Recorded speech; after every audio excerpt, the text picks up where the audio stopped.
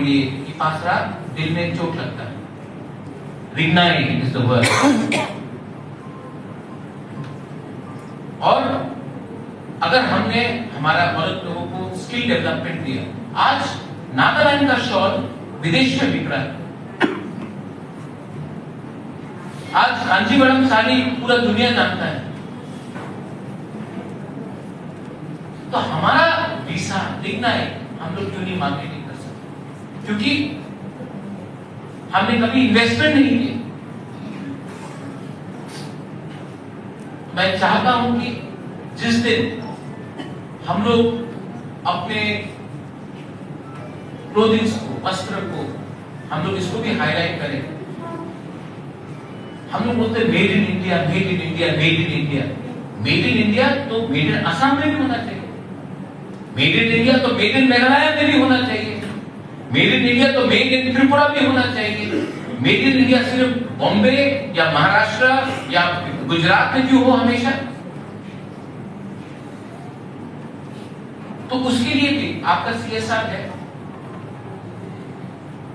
Mister cover है said, Premjit cover है said, branding नाम कीजिए। मेघालय में आज लाकाडोंग टर्मरिक हल्दी सब लोग जानते हैं। चेरापूंजी का हनी शहर सब लोग जानते हैं। नागालैंड से भूत जलोकिया राजा जी बोलते हैं, सब लोग जानते हैं।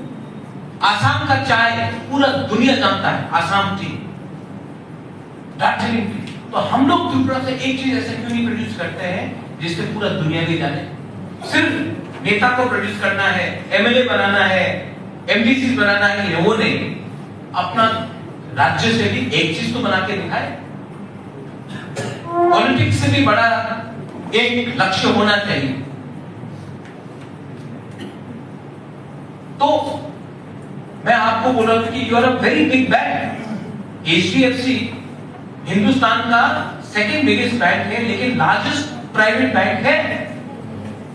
और अगर आपने 25 करोड़ रुपया कमिट किया है CSR के लिए रूरल एरिया में त्रिपुरा के लिए, तो ये 25 करोड़ रुपया ऐसा जगह में जाना चाहिए जहां से लोगों को भी लगे कि हाँ, HDFC ने अच्छा काम किया और हमारे लोगों का, हमारा राज्य का भला हो।